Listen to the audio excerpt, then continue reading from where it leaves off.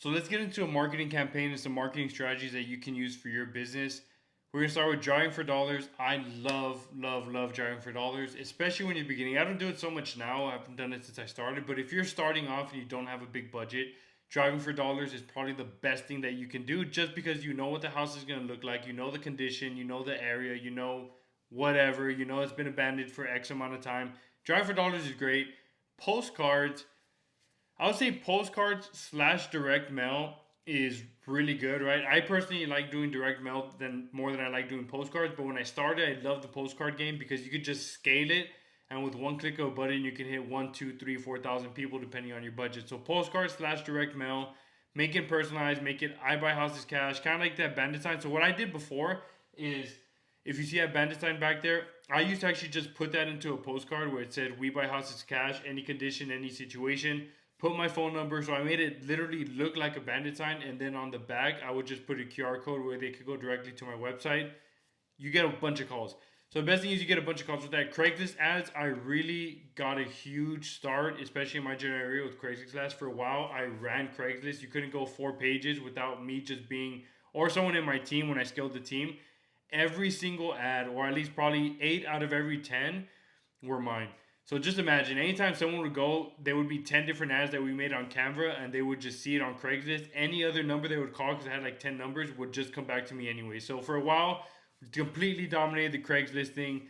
TikTok, you can definitely use TikTok too if you're good at TikTok, or if TikTok's popular in your local area. Make sure you use TikTok. You can do walkthroughs, you can do educational videos, you can do I buy houses cash, and this is how I can help you.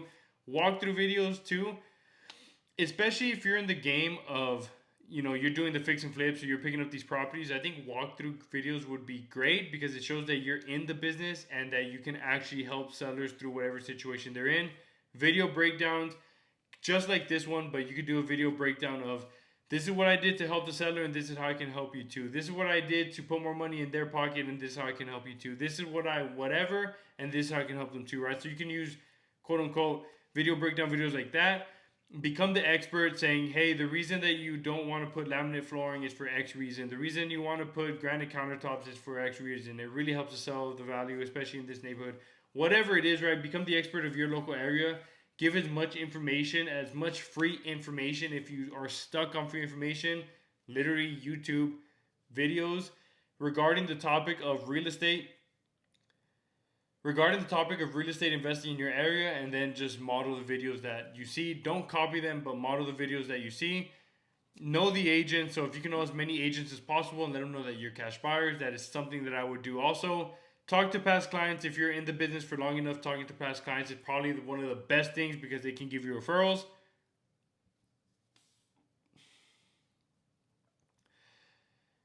Reverse wholesaling is another great one. So if you go to your local RIA and someone says, I want a 3 bedroom, 2 bath, $250,000 in this general area, all you have to do is reverse that. Go target the specific area that you're in. Go look for a 3 bedroom, 2 bath for $200,000, and then you assign it to him for $250,000 as long as the comparables allow for it. Facebook ads, huge. Definitely underrated for a lot of beginning people.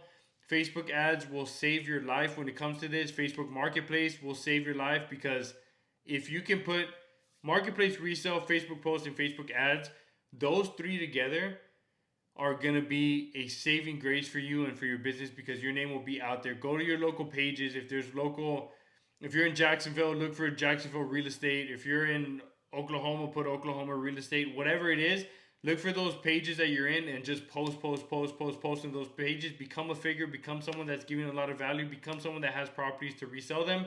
That is probably where I'd start. Marketplace, Fizbo, go to the marketplace on Facebook, see what for sale by owners are out there, give them a call, make them an offer. Serve all the realtors in the area.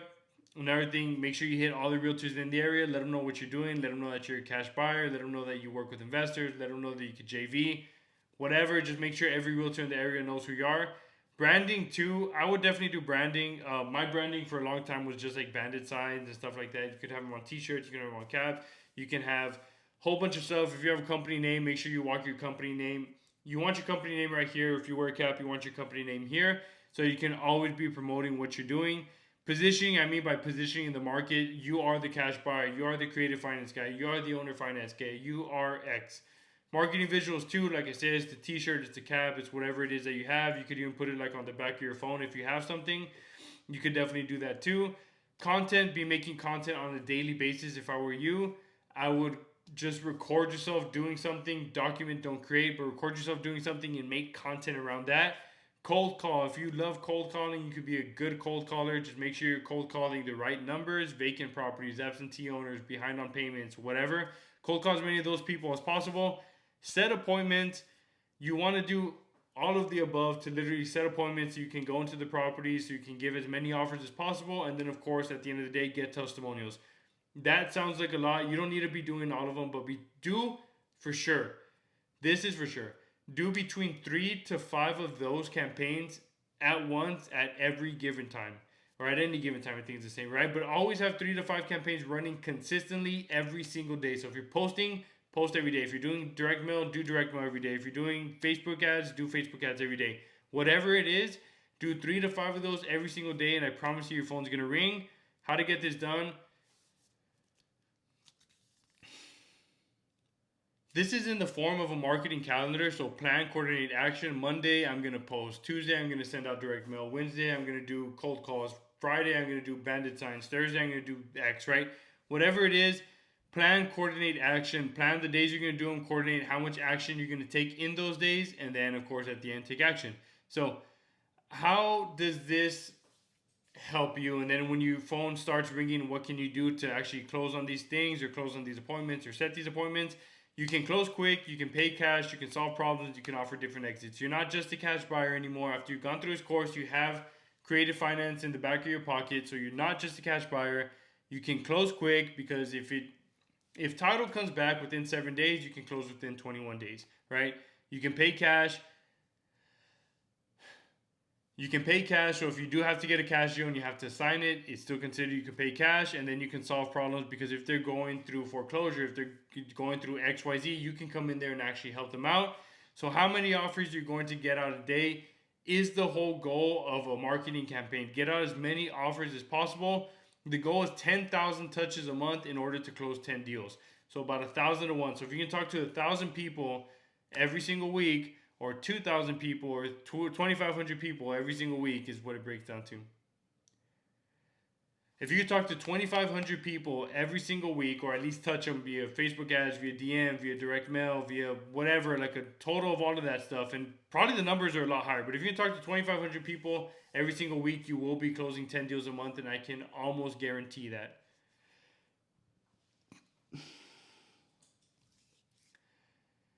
Of course, at the end of this, track the results, develop a weekly routine, and think of it as a rhythm. Have your marketing schedule, track and review your campaigns, track all the offers that you're putting out, track all the calls that are going out, and then if you have a team, coach your team daily because 10 deals a month for one person is a lot of deals, especially if you're starting off, but that's the goal. And this is literally the action plan and the game plan to get you to 10 deals a month. Find a way where every one of your campaigns is reaching between 2,000 and 2,500 people on a monthly basis. Have those 3 or 4 campaigns running at the exact same time all the time, and that is your way to close 10 deals a month. It doesn't even have to take money. If you don't have a lot of money, do a lot of networking, do a lot of emails, do a lot of cold calls, and use your time since you have a lot of time instead of money. Another thing that we could do, if you are a realtor and you have access to the MLS,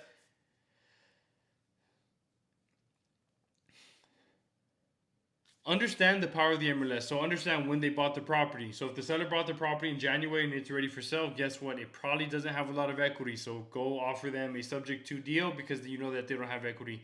Search the MLS on a daily basis. See what's expiring and see what's coming on the market. Call the realtors, make offers. Learn how to search for the MLS. Look for cash flow deals with low interest.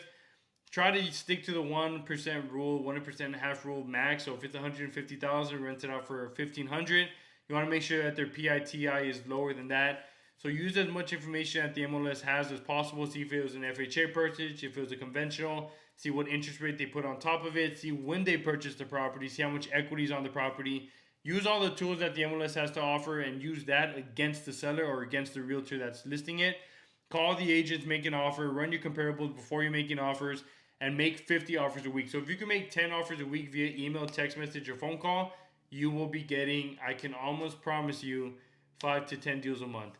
Literally that easy. If you're making 50 solid offers And by 50 solid offers, I mean to 50 people, not here's my principal reduction, here's my interest only. That considered, yes, that's 3 offers, but technically that's 1 offer. Give 50 people 3 offers every single week, and I promise you, you will be getting deals. You can easily get to that 10 deal a month mark. It is not easy. It is extremely difficult to do it, and it's extremely difficult to do it on a consistent basis. But if you can get to doing it on a consistent basis, you will make tons and tons and tons of money in this business. This is truly the action plan that you need to have. Use all the strategies that we've learned already. Take action, and then the next thing, which is the next one over here, is let's learn how to build a team so that you're not doing this alone. It is better to give up a little bit than to not make anything at all. So I will see you in the next course.